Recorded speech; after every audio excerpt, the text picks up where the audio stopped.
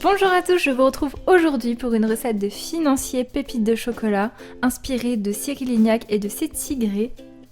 Pour plus de gourmandise, j'ai ajouté au milieu de la pâte à tartiner. Vous allez voir, c'est super simple. Si vous ne l'êtes pas encore, n'oubliez pas de vous abonner à ma chaîne pour suivre toutes mes vidéos et me soutenir.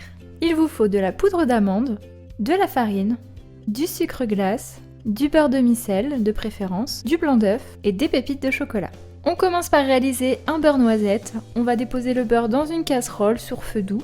On va le laisser fondre tranquillement, puis on va pousser la cuisson un petit peu plus loin jusqu'à obtenir une belle couleur colorée brune qui sent bon la noisette. Alors attention, il faut surveiller, ça peut aller très vite. Dès que vous obtenez cette couleur brune, on retire la casserole du feu.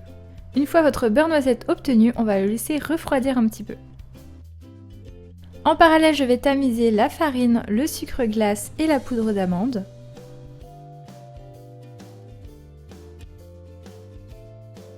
Ensuite, j'ajoute les blancs, je mélange au milieu progressivement et petit à petit, je vais prendre la poudre sur les côtés. Je mélange à la maryse et non au fouet pour éviter de faire monter les blancs.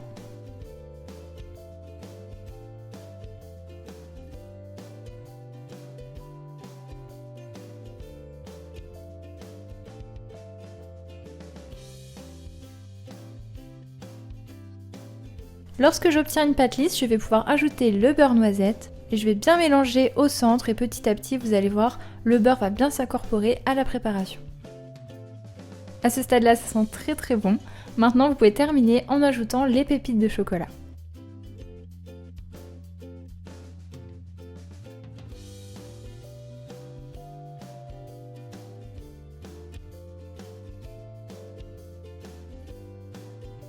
Pour cette vidéo, j'ai utilisé des moules à cannelé, je trouvais ça sympa au visuel. J'avais déjà vu des photos sur Pinterest et Instagram, donc j'avais envie de tester. Bien entendu, vous pouvez utiliser n'importe quel moule, il faudra juste bien le beurrer et bien sûr adapter le temps de cuisson en fonction du moule que vous avez choisi. On commence par bien beurrer les moules. L'appareil financier va gonfler pendant la cuisson, donc il ne faut pas remplir les moules en entier.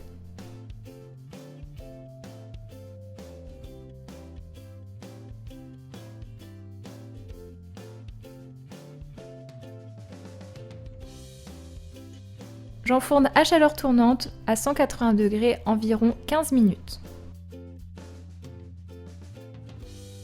Je les sors lorsqu'ils sont bien dorés. Comme vous avez pu le voir, ils ont un peu gonflé au centre, c'est pas grave, on va les couper ensuite. Ça me permet de pouvoir les démouler très facilement. Je les laisse ensuite refroidir sur une grille et je vais découper la base pour qu'ils puissent se tenir droit correctement. Bien sûr, je vous recommande fortement de manger ces petites chutes de financier, mais je pense que j'ai pas besoin de vous le dire. Ensuite, vous pouvez mettre du caramel ou réaliser une petite ganache. Moi, j'ai tout simplement utilisé la pâte à tartiner que j'ai réalisée dans la dernière vidéo. Je vous invite à aller voir la recette si vous ne l'avez pas vue. Je l'ai légèrement fait chauffer pour qu'elle soit un petit peu plus fondue. Et je la dépose au centre des financiers. Et voilà, la recette est terminée, vous avez vu, c'est vraiment super simple, mais alors le financier, moi j'adore ça, c'est vraiment super bon. Le fait de les cuire dans ce moule à cannelé, ça vous donne un extérieur un petit peu plus croquant et l'intérieur super moelleux. N'hésitez pas à me faire vos retours en commentaire ou alors m'envoyer vos photos si vous réalisez cette recette. N'oubliez pas de vous abonner à ma chaîne pour suivre toutes mes vidéos et me soutenir, ça me ferait vraiment très plaisir. Merci pour ceux qui sont déjà abonnés à la chaîne. Je vous attends aussi sur Instagram, Facebook et mon blog et je vous dis à très bientôt pour de nouvelles recettes.